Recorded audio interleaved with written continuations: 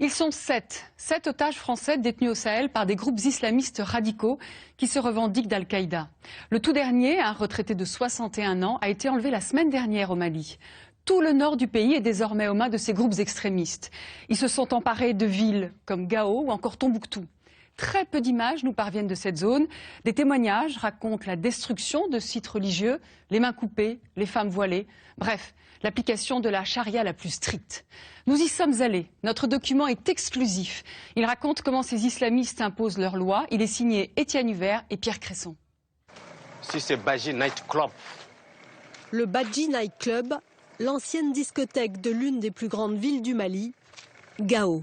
Vous voyez, ça a été vraiment détruit. Ce sont des impacts de balles. Jusqu'au printemps dernier, l'homme qui nous accompagne dansait ici, jusqu'au jour où les armes ont fait taire la musique.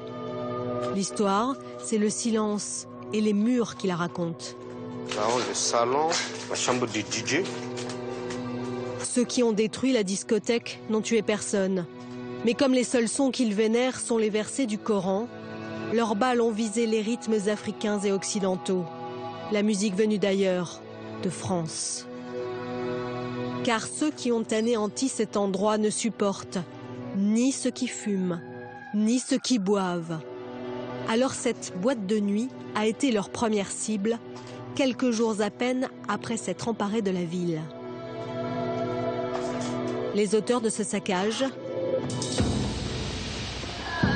ces hommes, des islamistes. À Gao, ils sont les nouveaux maîtres. Ils règnent par les armes et par la charia, la loi du Coran qu'ils imposent dans sa version la plus radicale. Interdiction, sévices, châtiments, que vit la population au quotidien? Qui sont ces hommes qui défient l'Occident? Un journaliste français ne peut pas aller à leur contact. Le risque d'enlèvement serait trop grand. Alors nous avons confié une caméra à une équipe de reporters maliens. Leurs images sont exclusives. Gao, une ville devenue fantôme sous l'emprise des soldats de Dieu.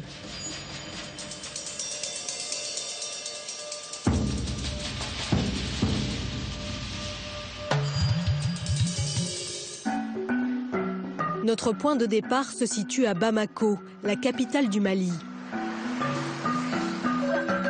Ici, l'ambiance est décontractée, festive. Le pays est un des plus pauvres du monde, mais à Bamako, les Maliens sont libres. 90% de la population pratique un islam modéré, tolérant. C'est un bus qui va nous permettre d'aller au nord du pays, dans la zone tenue par des groupes proches d'Al-Qaïda. Ici, au pied de cet autocar, nous confions la caméra à notre équipe malienne. Les deux journalistes connaissent parfaitement le nord du pays, dont l'un d'eux est originaire. Ils y ont de solides contacts.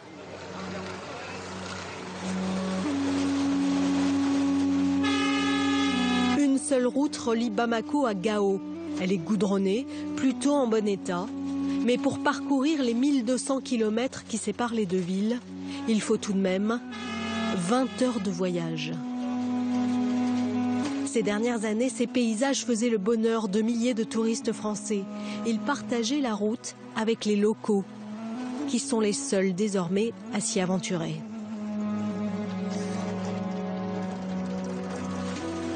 Nous arrivons à mi-parcours. Dans quelques kilomètres, nous allons entrer dans la zone islamiste. Le Mali est depuis quelques mois un pays coupé en deux. La séparation n'a ni panneau, ni barrage, ni contrôle. Elle est invisible. Mais chacun sait que la ligne entre les deux Malis est franchie quand tombe ce bout de tissu. Un rideau en guise de frontière pour séparer le regard des hommes de celui des femmes rassemblés à l'arrière de l'autobus. On m'a demandé de séparer les hommes et les femmes.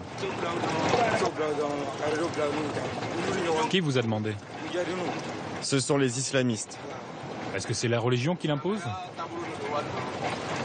Moi, j'en sais rien. On m'a dit de le faire, je le fais. À l'arrivée à Gao, les journalistes maliens décident de faire un premier tour de la ville en voiture, discrètement. Les islamistes n'ont pas encore donné leur accord pour qu'ils filment. Les rues sont plutôt vides. Avant ici, hommes, femmes, enfants vivaient le plus souvent dehors. Aujourd'hui, les hommes n'ont plus le droit de boire le thé devant leur porte, ni de fumer. Des véhicules patrouillent. Nous le comprenons vite, c'est pour surveiller la population. Dans les rues, plantés sur les trottoirs tous les 200 mètres, des panneaux noirs attirent notre attention. Écrite en arabe, une phrase du Coran. Il n'y a pas d'autre Dieu qu'Allah. C'est la profession de foi de l'islam partagée par tous les musulmans. Mais c'est à ces mots écrits en français un peu plus loin L'application de la charia, c'est la route du bonheur, c'est la route du paradis. que l'on mesure à quel point les Maliens de Gao n'ont plus le choix. Ils doivent se soumettre à la loi dictée par les islamistes. Obéir ou bien être châtiés en place publique. Il y a quelques mois, des journalistes filmaient ces images. Des coups de fouet pour une cigarette allumée, un verre d'alcool ou pour les femmes, un voile mal porté. Le fouet s'appelle ici la chicotte. Les voleurs sont eux le plus souvent amputés d'une main, ou bien d'une main et d'un pied. La charia, ou plutôt sa version la plus radicale, ces extrémistes veulent l'imposer bien au-delà du Nord Mali. C'est ce que dit Oumar Ould Amara, un de leurs leaders. On est prêt à défendre la religion jusqu'au dernier degré. On est prêt à combattre la France, les États-Unis, tous les pays de l'OTAN. Et on considère que toute leur puissance n'est qu'une toile d'araignée. Comment nous menacer avec une toile d'araignée? Vous nous menacez avec notre souhait et le martyr. On doit vivre en bon musulman, en bon pratiquant ou que l'on meurt en martyr. Ces groupes sont dans la mouvance d'Al-Qaïda. À Gao, notre équipe obtient l'autorisation de filmer. Elle approche enfin les chefs islamistes. Ces hommes qui ont mis en fuite le maire, le préfet, toutes les instances démocratiques du nord du pays. C'est le nouveau chef de la police, ici au téléphone, qui nous prend en charge. Il s'appelle Aliou Mahamar et dans un français approximatif, il est soucieux de donner une bonne image de ses troupes. Nous, on ne tue pas les kafrs. On ne tue pas Yahoud. Nous, on ne tue pas les non-musulmans.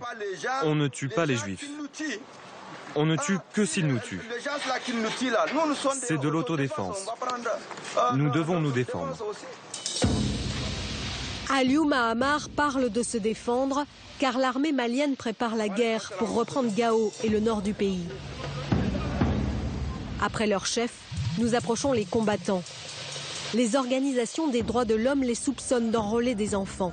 Alors nous cherchons des silhouettes, des visages derrière les turbans. C'est d'abord un adolescent que filme la caméra. Puis notre équipe repère ce groupe.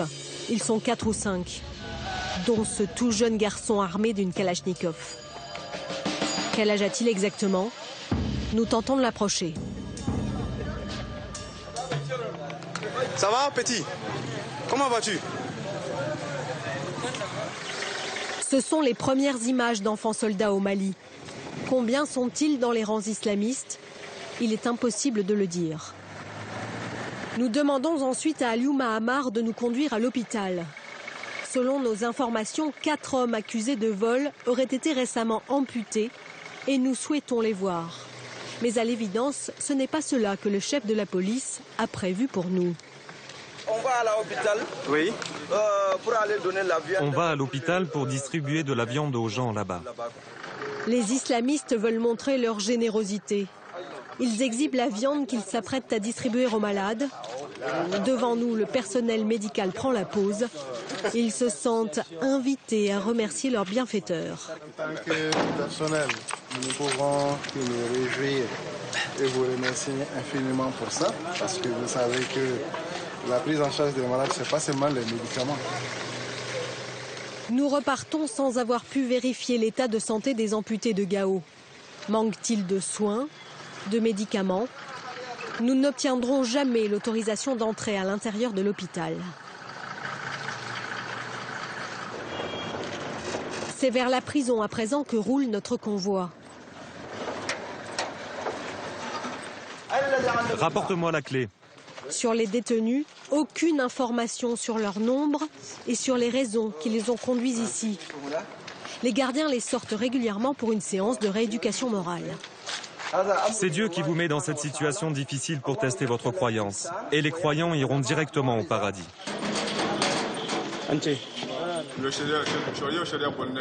Je suis en prison pour vol. Ils ont coupé la main à un de mes camarades qui avait volé. Ils m'ont donné 3 mois de prison. Ils m'ont dit que c'était pour que j'aie l'esprit clair. Ce sont des juges islamistes qui décident du sort des prisonniers. À entendre le chef de la police, les sentences au nom de Dieu seraient bienveillantes. On va couper directement sa main et l'emmener à l'hôpital pour le soigner. Après le traitement, nous trouverons du travail à cette personne et quand elle sera guérie, on la libérera. Le temps de notre visite à la prison, c'est le jeune garçon, l'enfant soldat, qui, avec un autre combattant, a monté la garde. La ville de Gao, avant, c'était 90 000 habitants. Beaucoup ont fui et ceux qui restent craignent de parler. Au détour d'une maison, un homme nous fait signe et nous emmène chez lui. Voici Douma Maïga, un musicien professionnel. Comment ça? Il n'y a plus qu'une chose à faire ici, c'est s'asseoir avec vous. Tu es obligé de dire que Dieu est grand. Sinon, il te coupe les mains ou la tête. Douma Maïga et ses compatriotes jouent dans un groupe. Ce CD est leur dernière production, mais le détenir, même à l'intérieur de leur maison, est passible de châtiment. Si on te voit avec la cassette, on va te ramasser, brûler ça. C'est très dangereux. Vous te frappez jusqu'à 100 boutons. Sans fouiller. Sans fouiller. Parce qu'ils ont vu que tu as la cassette. Voilà. Il y a encore vers les torts. Douma Maïga joue de la takamba. Mais à Gao, désormais, son instrument, il le cache. Pour nous, il joue 3 notes, mais pas trop fort. Ah, attention. Il ne faudrait pas qu'on l'entende. Ça peut être dangereux, hein, parce que ici, on ne peut plus jouer le takamba ni autre chose. Hein, donc, attends, je me cache. Ça peut être dangereux. Je ne peux pas jouer encore. Vraiment, À Gao, jouer de la musique ou tout simplement en écouter est banni. Les islamistes ont aussi exigé, sous la menace de leurs armes, la fermeture des cafés Internet. Insupportable ouverture sur le monde, selon eux. Ils ont chassé les coiffeurs de leur salon, intolérable lieu où les femmes osent prendre soin d'elles. Enfin, ils ont fermé les hôtels, coupables à leurs yeux d'accueillir les Occidentaux.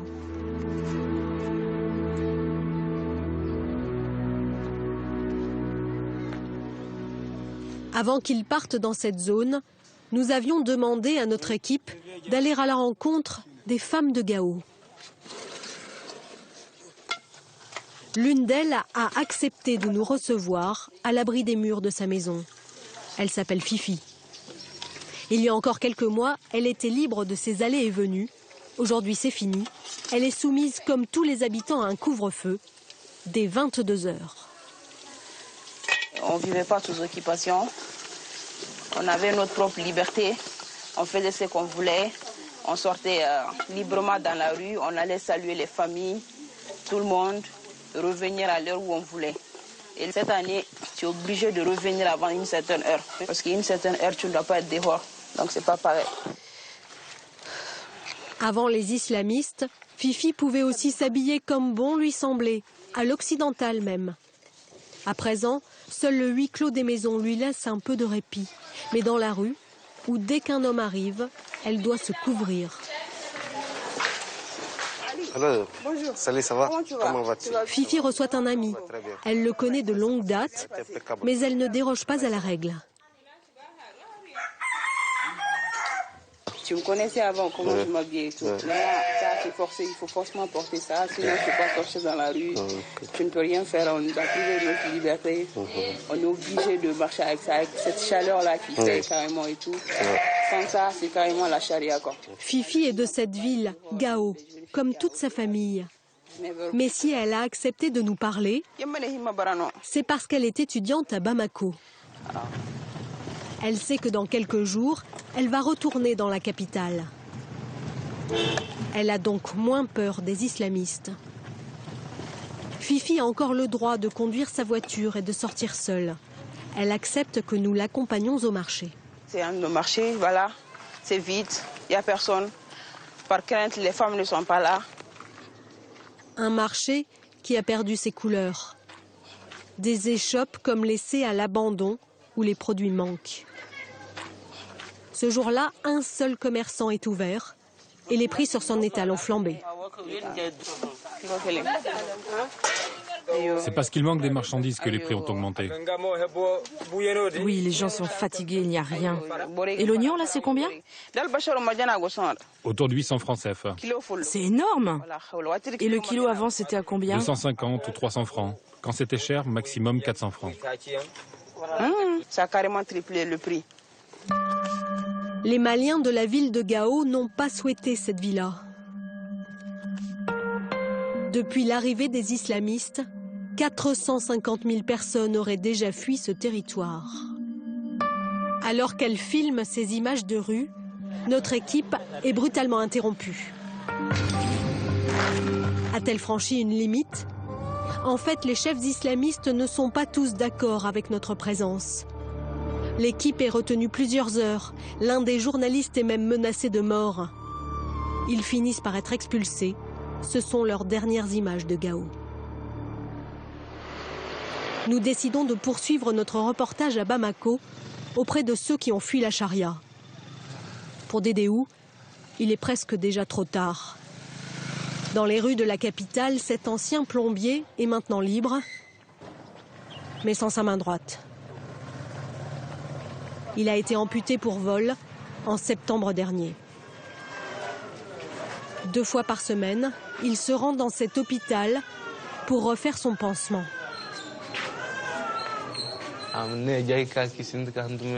Depuis mon arrivée ici, avec les ordonnances et les médicaments que j'achète, cela va mieux.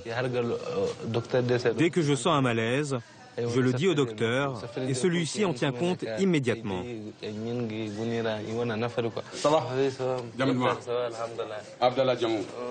Dans ce centre hospitalier de Bamako, c'est la première fois que les médecins sont confrontés à une telle blessure. C'est choquant ça. C'est des choses atroces qui ne doivent plus se répéter encore. On ne va plus voir ça encore. Aujourd'hui, Dédéou ne risque plus la gangrène. Il est sorti d'affaire. Il ne rentrera pas chez lui, dans le nord du Mali. C'est à Bamako désormais qu'il envisage de travailler et de réapprendre à écrire avec sa main gauche. Pour l'instant, il habite chez sa grand-mère. Cette femme respecte tous les préceptes de l'islam. Elle est allée en pèlerinage au lieu saint. Pour elle, les islamistes ne sont pas de bons musulmans. Parce qu'ils ne sont pas plus musulmans que nous. Nous aussi, nous sommes des musulmans. On sait ce que le Coran a dit. J'ai été à la Mecque 2 fois, moi. Ils font ça parce que ce sont des bandits armés seulement. Ils peuvent le faire, ils l'ont fait. Dédéou a été amputé en place publique. Il a passé plus d'1 semaine dans un hôpital du Nord où il a été filmé par des journalistes locaux. Ce sont leurs images que nous avons récupérées. Dédéou ne semble pas bien comprendre ce qui se passe. À ses côtés, l'un de ses persécuteurs qui dit avoir agi pour son bien. Ça fait dans notre programme de l'application de Sharia. C'est une erreur qui est commise par notre frère Mohamed Dedomega. Et on l'a traité conformément à ce que Dieu nous dit. C'est le Sharia, Inch'Allah, que ça sera appliqué sur tout le monde. Que ce soit la personne, et que ce soit sa race, que ce soit sa couleur, et que ce soit sa valeur. Bon, À Bamako, loin de ses bourreaux, Dédéou raconte pour la première fois son histoire. Il a bien volé un matelas et un sac de riz, mais pour lui, son amputation est le fruit d'une vengeance. Il a refusé de rejoindre les combattants de Dieu. Les islamistes l'ont d'abord jeté en prison, 5 mois. Puis ils ont fait payer à sa famille une caution pour le libérer. Finalement, ils lui ont menti sur son sort. Un dimanche où ils avaient promis de me libérer, les juges et la police islamique sont revenus. Ils m'ont dit qu'ils appliquaient la charia et que ma main serait coupée. Ils ont apporté une sorte de piqûre et me l'ont injectée. Peu de temps après, ils m'ont aussi administré de la cocaïne. Quand ils m'ont coupé la main, je n'étais même pas conscient.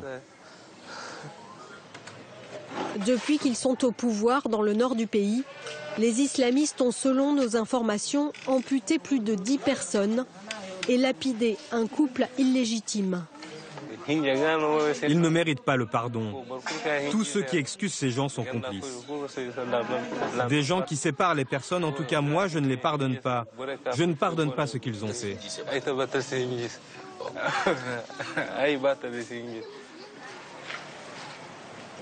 À Bamako, Dédéou n'est pas le seul à maudire les islamistes. Celle qui arrive en fanfare et qui est acclamée par les membres de sa famille, c'est l'ex-adjointe au maire de Gao. Ça va. Prenez les bagages. Elle est encore voilée, car elle arrive tout juste du nord où elle retourne régulièrement pour des missions humanitaires. La voici débarrassée de son voile, en boubou.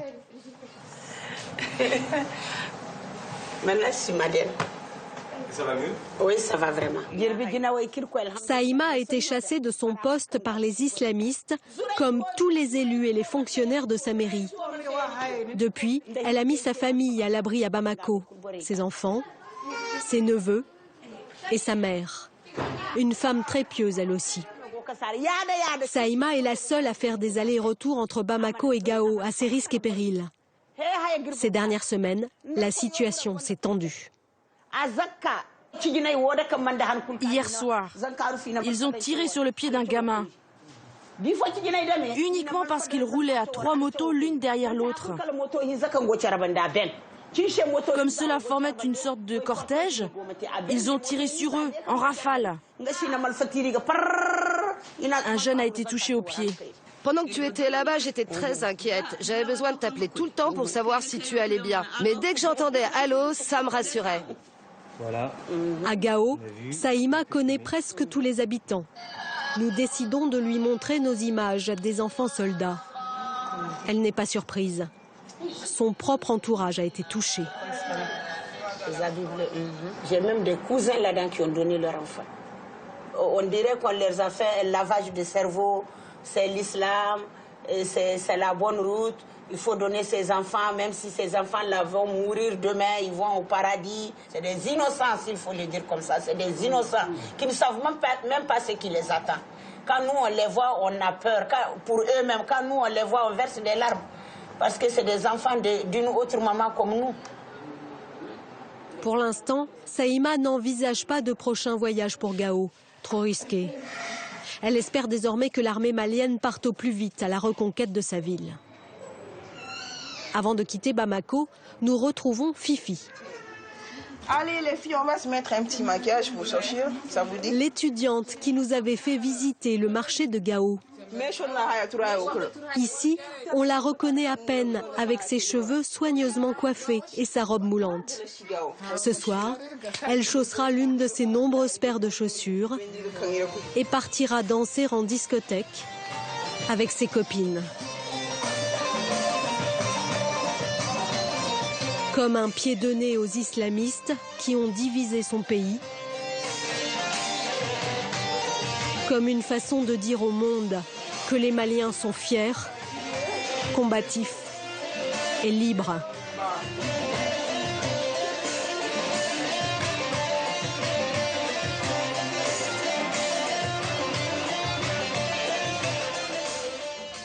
Bonsoir Étienne. Bonsoir. C'est vous qui avez réalisé en partie ce reportage. Vous êtes resté à Bamako, dans la capitale malienne. Ce sont 2 journalistes maliens qui se sont rendus pour nous dans cette zone nord, tenue par les islamistes.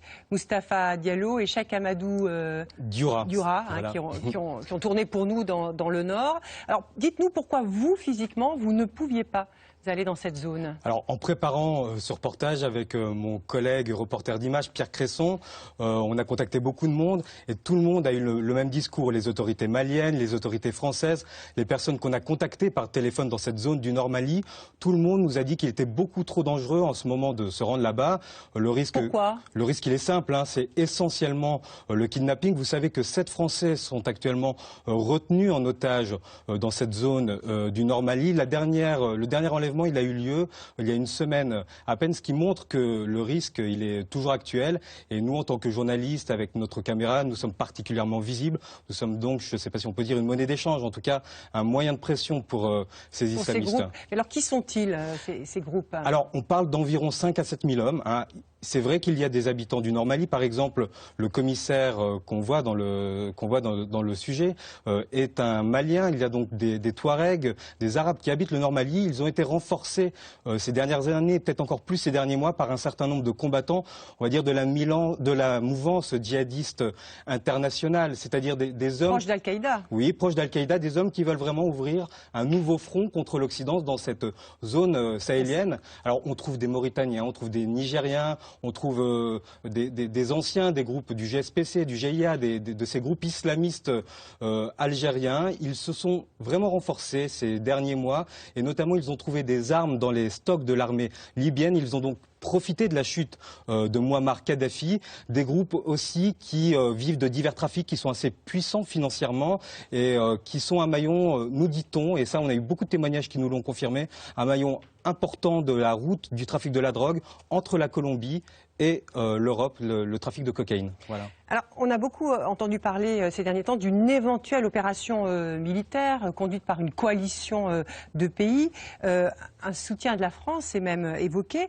Où est-ce qu'on en est aujourd'hui? Alors, cette intervention, elle va être difficile. D'abord parce que le nord du Mali, c'est un désert. Ça fait 1,5 fois la France, donc c'est gigantesque pour ces 5 ou 6 000 combattants. Et c'est une zone où il y a également beaucoup de montagnes où ces combattants peuvent trouver un certain nombre de refuges. Le deuxième écueil, c'est l'état de l'armée malienne. Vous savez que cette armée, elle a été défaite par les islamistes au printemps dernier. Elle est vraiment dans un sale état, on va dire. Elle va pas bien. Une armée fantôme. Voilà, c'est ça. Et nous, on a pu rencontrer quelques soldats. On sent qu'ils ont beaucoup de vagues à l'âme, mais on ne sent pas ces soldats prêts à partir tout seuls à la reconquête de cette zone. Alors, les États voisins du Mali, d'Afrique de l'Ouest, ont déjà annoncé qu'ils allaient envoyer des renforts pour aider cette armée malienne. On parle d'un peu plus de 3 000 hommes. Et pour chasser ces groupes islamistes du Nord. Hein. Exactement, hein, pour les faire partir de cette région-là. Tout ceci est évidemment suivi de très près dans les capitales occidentales, notamment à Paris. Alors, il n'est pas question pour l'instant d'envoyer des troupes au sol, des soldats français,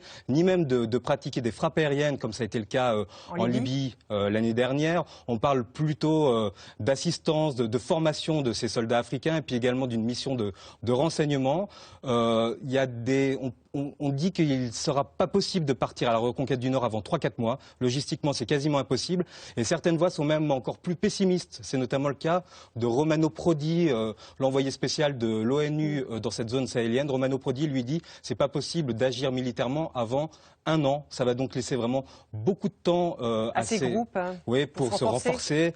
Et donc on est dans une sorte aujourd'hui de course contre la montre dont l'issue est pour le moins imprévisible. Merci beaucoup, Étienne. C'est la fin de cette émission. Merci à vous pour votre fidélité. N'oubliez pas de rester en contact avec nous sur france2.fr ou sur les réseaux sociaux. On se retrouve dans 15 jours maintenant. Très bonne soirée sur notre chaîne. En effet, pas d'envoyé spécial jeudi prochain. Manuel Valls, le ministre de l'Intérieur, sera l'invité de l'émission politique de France 2, des paroles et des actes. Quant à nous, on se retrouve samedi à 14 h pour la suite d'une enquête sur le suicide au travail. Un sujet longtemps tabou en France. 5 ans après, que dit la justice? Très bonne fin de soirée sur notre chaîne. Et maintenant, c'est complément d'enquête.